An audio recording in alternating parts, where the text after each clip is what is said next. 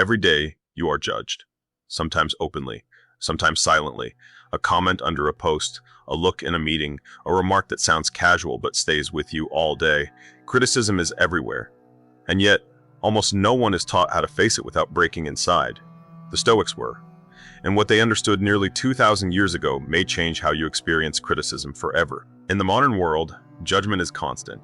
You are evaluated at work, compared on social media, attacked by strangers who don't know your name but speak as if they know your soul.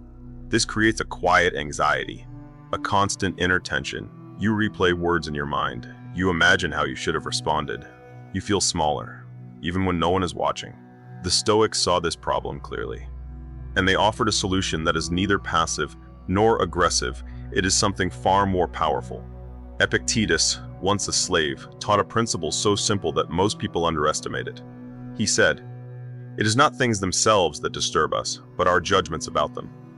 Criticism in itself is just sound, just symbols, just vibrations in the air. It becomes painful only when you decide what it means.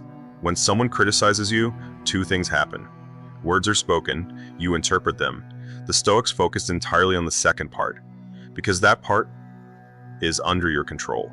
Most people believe criticism is about them. The Stoics disagreed. Marcus Aurelius wrote in his private journal, never meant to be read, that when someone acts badly toward you, they do so from their own confusion, beliefs, and limitations. In other words, criticism often reveals more about the critic than the criticized. A hater online may be projecting frustration. A coworker may be defending their own insecurity. A crowd may simply be following emotion, not reason. When you realize this, something shifts. The criticism loses its grip. Let's bring this into the modern world. Online hate? The Stoic does not argue with strangers about identity or worth. Why? Because strangers do not define reality. Cancel culture. The Stoic separates reputation from character. Reputation belongs to others. Character belongs to you. Workplace criticism. Instead of reacting emotionally, the Stoic asks one question: is there truth here I can use? If yes, learn. If not, discard. No drama, no resentment. Comparison is the quietest form of criticism. You scroll. You observe lives edited for display. And without realizing it, you judge yourself harshly. Marcus Aurelius warned against this.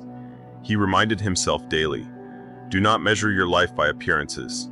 Measure it by virtue. The Stoic does not ask, how do I look compared to others? He asks, am I acting with wisdom, courage, justice, and self-control? That question silences comparison instantly.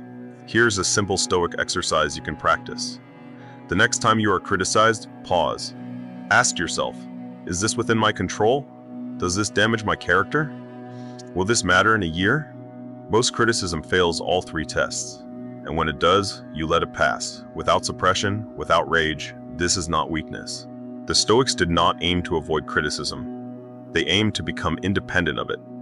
Because the person who needs approval is fragile, and the person who understands themselves is free.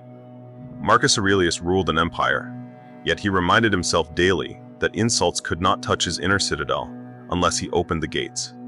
You have the same power. Criticism will not disappear. Judgment will not stop, but suffering from it is optional. The Stoics knew this. Now, so do you. If this reflection resonated with you, consider subscribing to Civitas Stoic. And if it helped you see criticism differently, leave a like. It tells the algorithm what truly matters. Until next time, guard your inner citadel.